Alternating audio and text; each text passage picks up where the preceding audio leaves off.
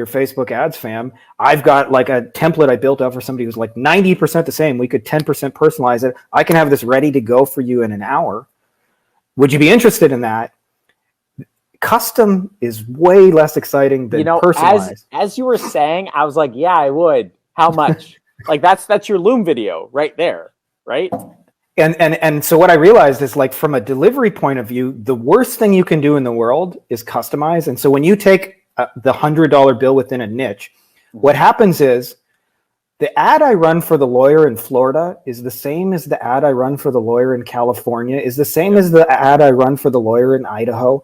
There's obviously details, like 10 to 15% of it we personalize. I put their phone number, I put their face, I put their brand colors. But 90% of it is the same every time.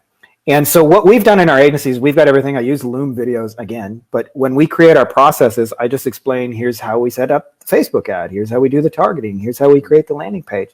And then I use Asana. I know there's a lot of cool tools out there, but we take everything in Asana and put it in our agency, or put all our files in there. And then I get a VA and I try and tell them nothing at all. I say, I want you to watch this video. And if it should be self-explanatory, but if you have any questions, come to me after. But I want you to try it first time with the video. And sometimes I have to redo the video once or twice or answer a couple of questions. But after like 2 or 3 iterations, that's it. Like, I can take, and I'm not saying you should have mediocre people, but I can take any average person who knows, like any virtual assistant who knows very little, and plug them in.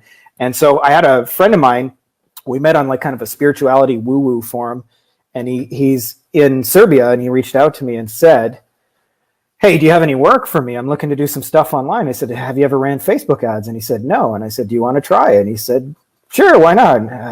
And actually, he said, what would be fair? Do you think we could do $2 an hour? And I said, I'll make it $3 if you can do it. 50% raise just by being a good person. Boom, right? And for him, that's all he was looking to make. He's a little, he's 19 years old, I think now, but he was 18 at the time, just looking for some part-time work. And I put him in there.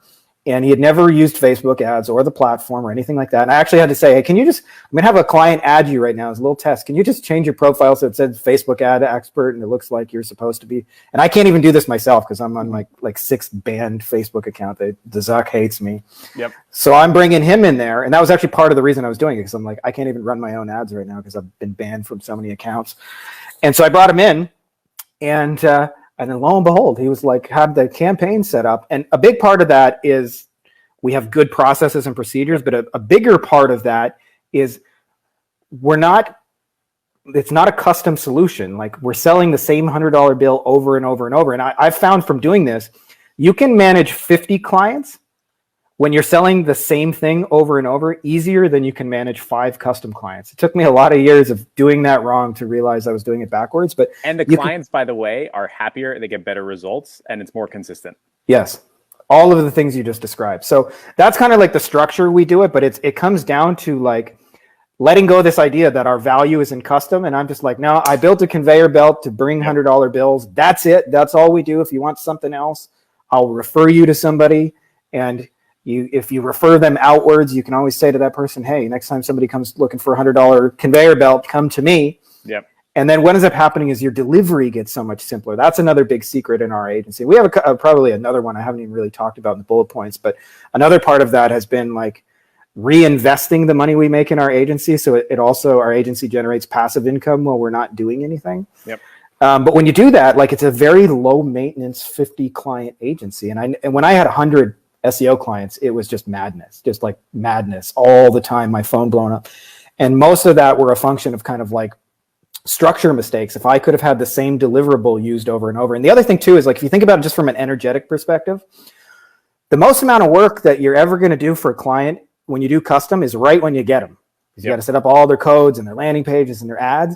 So every time you get custom, you get entered into this like high output energy curve. And what ends up happening is, if you can reuse stuff, then you don't. You start here. It's like, oh, we already wrote the ads. We already created it. Just copy the freaking landing page and change the headline. And so what happens is it allows us to scale. And it, like you said, it took me a lot of years to realize it's better for the clients. They get better results. They're happier. They don't want your custom 6-month website as much as we think. They just want it to work.